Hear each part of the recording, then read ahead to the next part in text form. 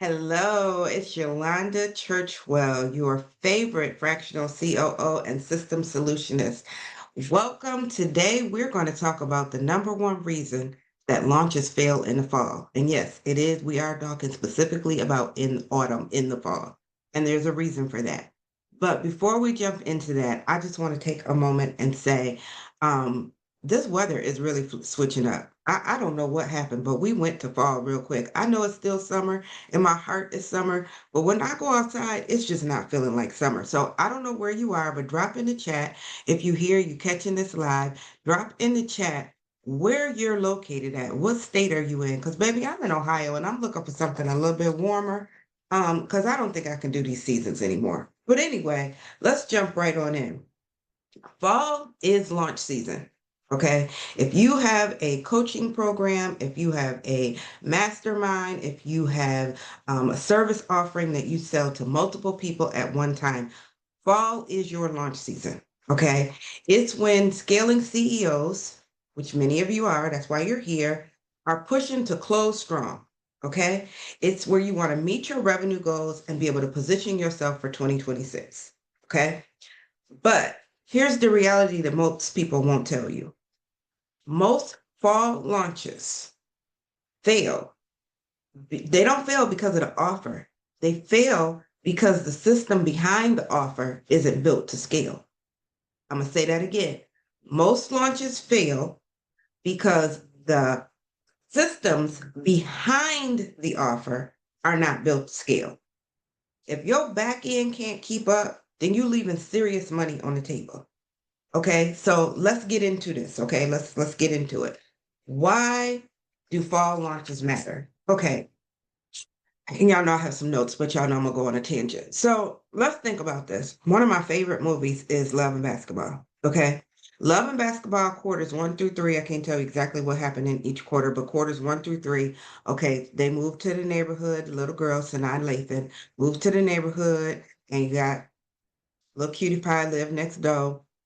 And they both have established that they have this love for basketball. Okay. So there we go. Love and basketball. All right, laid out. We're gonna move on. They go to junior high, they go to high school, they both the stars of their own teams. She do the girl, he do the boy. Okay, they doing what they do. Things are coming to him a little bit quicker because his father was in the NBA. And because he's a man and it's basketball. This is pre-WNBA. Okay. All right. So then we move on and they in college. Now things have flipped up a little bit. Some doors are opening for her that aren't opening for him. Now, when the doors were opening for him, she was there, she was supportive. But now that it's his turn, okay, he got some things going on in his personal too, you know. Okay, so he gets this cute little model girlfriend. He playing in the NBA. Everything is everything. She don't want to cross seas. She playing basketball over there, realizing that's not really what she want to do. It's what she want to do, but she feel like she alone because she don't even know the language they speak. And if you watch that, she asked the person next to her at one point, "What did he say?" The person said, "Just give you the ball. Just give you the ball." Okay. So then she comes home and she get this job at the bank because that's what her daddy did. Okay, so he opened the door for her, get her this job at the bank. She wearing heels, her feet hurt. She not feeling it. She's not feeling it. So she's in a place with her family. She's surrounded by loved ones, but she doesn't love what she does. Okay, so fourth quarter. All right, and let's be clear. Okay, fourth quarter is about growth. Okay, many of you are like, "Oh yeah, she's gonna get to this part of the story where they get married," and no, that's not the part of the story I want to talk about. Part of the story that I want to talk about is where Sanaa and her mother have a conversation. They put it all on the table. They identify what has been holding them back in their relationship. What she thought about her mother, what her mother thought about her, and they're able to put some closure on some things that have been brewing and underlying across this whole movie, which essentially is across her entire life. Okay. But once she got clarity with her mother, and her mother was able to mother her, okay, she was able to tell her, "Baby, you all that you think you are and some more." Okay, that little trophy thing over there, baby, when I said he could do better, I meant you. Okay, so I might not do it the way you do it. I might not be fierce and aggressive and focused and stuff, but go do what you do. Get your man. That's all she needed was the little pep talk. That's when we get into what happened in the movie. But in order for that growth to happen, they had to have that conversation. They had to work through those issues. They had to have what I like to call the come to Jesus meeting. Like, let's go out in the woodshed and talk about it. That's what I'm here to have with you today. You'll come to you because I'm not Jesus, so I don't even want to say that like that. But some of you think that your launches are not succeeding for all of these different reasons. And that's not the case. Your audience, truth be told, is more ready to buy than ever before. Okay, because everybody comes in, we have these sayings for every year. Back in 2022, I said it because y'all know I like words. I said 2025 is going to be your year to thrive. So everybody been feeling that. We in September, we in ninth month. Okay, we've been saying it. We've been doing all of the things. We've been getting ready for it. So your audience is ready because they ready. I'm gonna reach my goals this year. I got this. Okay. As the CEO, you pushing to hit them year-end revenue goals because you've been doing your thing. You've been bringing it in. You've been helping the people. You've been walking in your gift. Okay. And third, the market is flooded with launches and offers. But that's okay because when you do what you do and you walk in your gift the way that you walk in your gift, it doesn't matter if there's one offer or 50 offers, you still gonna rise above. Y'all know I'm a PK, so I'm saying what God has for you, it is for you. And if you've been doing the work, then it's gonna come to you. All right. So I'm saying all of this to say opportunity is high. Okay. And competition is high. Don't get it twisted. It's high. But if your systems are not airtight, then you're going to be exposed. Okay. This is the part of the movie where her mother tells her, you got it in you. You just got to switch some things up and apply it a little bit differently. If you are a scaling CEO, those weaknesses that get exposed, that's a source of frustration. It's frustration for you because you know that it's supposed to go how you wanted it to go. It's a source of frustration for your client who is ready to convert. And sometimes it's them little bitty things that can make somebody say, I'm good. And it doesn't just cause you frustration because, again, like I said, it's those little things that make people say, I'm good. And so it results in missed revenue, wasted effort, and stalled momentum. And not only the worst thing in the world, one of the worst things in the world is you so close to your goal and something this little keeps you from it. This little tweak that you can make keeps you from it. So Yolanda, okay, where do launches break down at then? Then tell me what's going on. What's the number one reason? You saying it, but what are you saying? Saying that your back end not meeting your front end.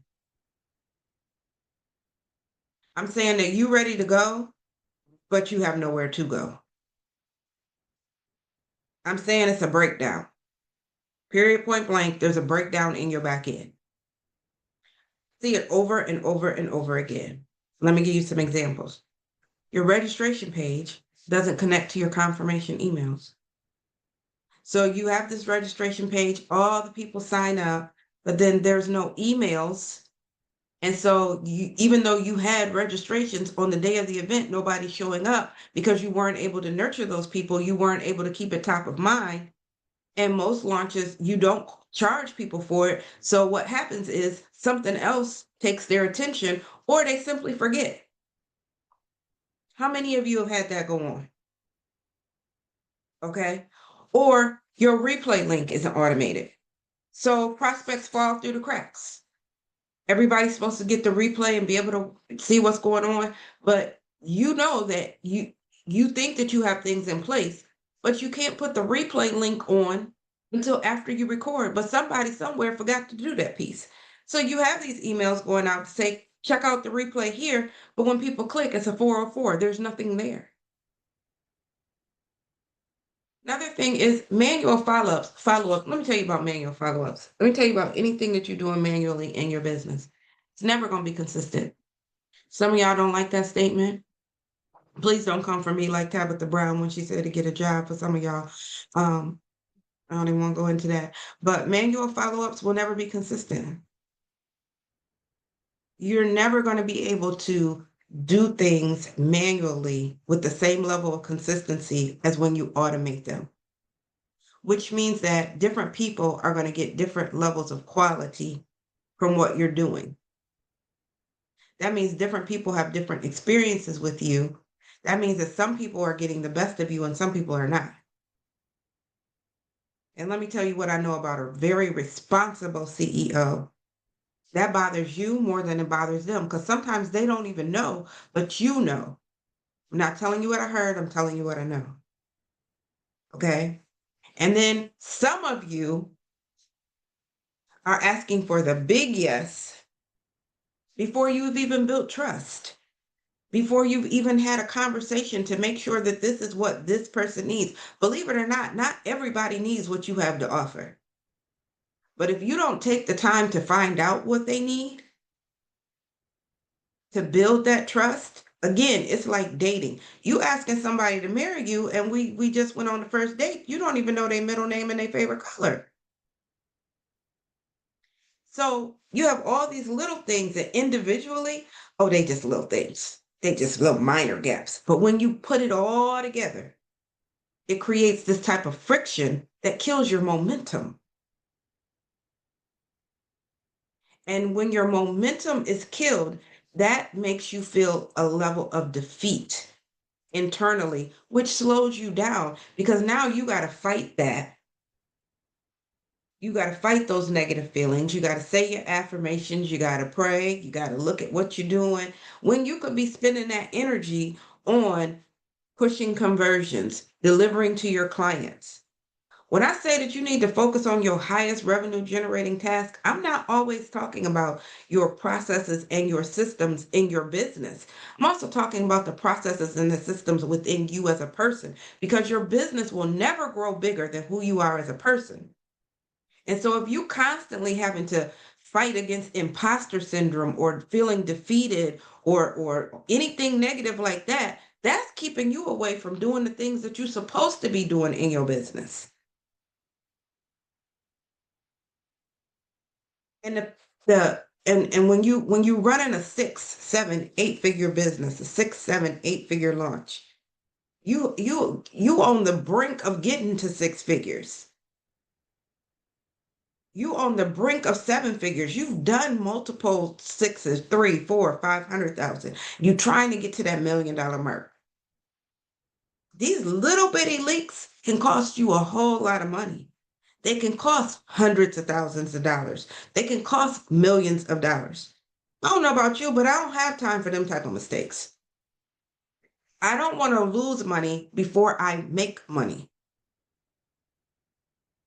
I've told y'all time and time again, I'm a shopper, not a gambler, because I like to go in and know what I'm getting for my money. I don't have time for I might win. Okay, so as a CEO, you have to make sure that you are not creating an environment in your business where you gambling hundreds of thousands of dollars. And what's even sadder is that these mistakes that we're talking about, they're avoidable. Drop avoidable in the chat. They're avoidable. But yet and still too many CEOs are running these launches, you're hosting launches with duct tape because your systems are not built to scale. It's just that simple. So what does a scalable launch look like? Okay, Yolanda, okay, I'm all in my emotions over here. You done stepped all on my toes. I'm feeling some type of way. But what does a scalable launch look like? It looks like a seamless infrastructure. What does that mean? That means that your registration page leads to your confirmation page, which leads to your emails, which leads to your post event, your pre-event, your postcard, all of the different things that go like this. That's called a seamless infrastructure. What else does it look like? It looks like automation that works. What does that mean? It means that every lead gets followed up on. Everybody gets emails. Everybody gets their freebie download. It means that everybody who signed up and didn't show, the no-shows, still get nurtured. Some of y'all sitting there right now like, what? The no-shows? Yeah, you should still be working with the no-shows. That's part of the path of yeses. You're making sure that every buyer gets the right step at the right time. Okay. And it's about reusable systems. So let's keep it real. Many of us are in coaching programs or have been in coaching programs, and they teach you about this launch, and it's all the different models, whether it's the webinar, 60 minutes, or the 9-day model. Everybody knows about the different, okay, we know, we've been here, we've been around, we know. Okay. But the one thing, no matter what type of launch your coach taught you that they believed in that works for your business, the one thing that we know about launches is that they say the more you can have, the speed at which you move will determine how fast you grow. Okay. So if you're doing one launch a year, okay, fine. You build it up, take your time, get everything together. But if you are trying to do things quarterly, monthly, and some of you do weekly launches, you need to have systems on the back end that's ready to go when you're ready to go. But if you have to start from scratch every time, if you don't have your processes laid out so you know who's supposed to do what, when, where, and how, and you able to quickly make the changes so you can rinse and repeat, that's why your launches are failing. It's not about working harder. It's not about reinventing the wheel. It's about putting things together in such a way that you are building a launch engine that will drive revenue predictably, repeatedly, and profitably. Say that again. You will drive revenue predictably, repeatedly, and profitably. Okay, so let me tell you a story. So what I'm telling you is that your launch, the back end, is like the engine. Okay. Engine in the car determines where you're going. If you're going anywhere, you could have the prettiest car. It could be beautiful, but if you don't have an engine in it, you just gonna sit in the driveway. You can even take the tires off and save them, just put it up on some cinder blocks because it's a museum. It's not a vehicle. Okay. Your vehicle is because of the engine that you have. Okay.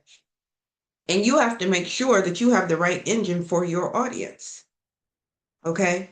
So I'm a Ford kid. My dad is retired. He did his 30 years at Ford. So, cars is my thing. I get a car, da da da da. Never drive anything more than 3 or 4 years, whatever, whatever. Okay. So in my head, though, buying a Lincoln, you needed to be like 45, 50. You needed some age. You needed to be well established. You needed to make sure that you had your money right. So I always said, when I get about 45, 50, I'm gonna get me a Lincoln. Okay. And so I did. I did. I got me a Lincoln, got me a cute little Lincoln Corsair, baby. She was cuter than cute. She was silver, gray, whatever color that was. She was cute. All the bells, whistles, great, great, great. Beautiful. The problem was that I am not the ideal client of a Lincoln car. They were not built for people like me. They're not built for a 45-year-old third generation lead foot who like to be on the go doing things nonstop. It's for nice elderly people who are not in a rush to get anywhere. And so when I put my foot on the gas pedal, the car would say, okay, we'll go, we'll go, we'll go. And I wanted to be like, no, we went. Okay. Many of you, that's what's going on with your launches. You putting your foot on the gas, but your back end is not, your engine is not ready for that. That's not how it's set up to go. The difference between that Lincoln and your launch is that it can be fixed. You can elevate your launch. That you can elevate your launch. You can make those changes. Again, those things are avoidable. We can easily fix those. So the question is, are your launches built to scale this fall? or are you about to run into another launch on systems that are put together with duct tape? Something that can't support your growth. So I'm gonna make it simple for you. I want you to take my new 60-second quiz. And yes, it's new because I was thinking just about those of you who have been running into this problem who are like, you know what? I'm not waiting until the new year to fix it. I want to get it fixed now because when the new year come, I'm gonna be taking new year, new you. Everybody know that. Okay. You're gonna be ready to take off. You're not gonna have to get it together. You're gonna get it together now. We're gonna be able to test drive it now so that when the race gets ready to start in 2026, you will have fixed it. Don't wait till 2026 to fix it. Okay. So I want you to take this little 60-second quiz, and it's going to provide you with a custom plan, done for you custom plan that was going to show you exactly what's been holding your launches back. Because as you know, I say all the time, solutions are not a cookie cutter. There's no cookie cutter one size fits all. Okay. But there are some basic building blocks. And when we take those building blocks and create those around your situation, we can make sure that you are in a place where you are ready to grow, where your systems are doing what they're supposed to do so that you can do what you're supposed to do. As the CEO, you should not be worried about what's going on the back. You need to be on the stage doing what you do. You like a bride on a wedding day. You don't even know what happened in the back. You just know that you about to go down the aisle and you cuter than cute. The music is right, the family is in place, and you gonna marry the man of your dreams.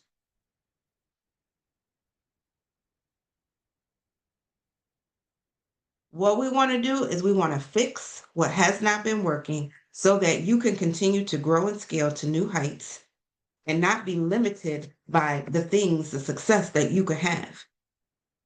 You want to meet your clients in such a way that they're like, there's no little pieces that keep them from pressing the button. So check the link below. Make sure you take the 60-second quiz. If you got something useful out of this, okay? If you got something useful out of this, please drop value in the chat as well. If you catch the replay, drop value in the chat if you got something useful, and share it with a friend. Share it with a friend and subscribe to my YouTube channel because everybody's making some new changes. Everybody's doing some things different. And so they may be looking for this. And so make sure that you share. Sharing is caring. All right. So have a good day and no more failing launches. I'll see you soon. Bye.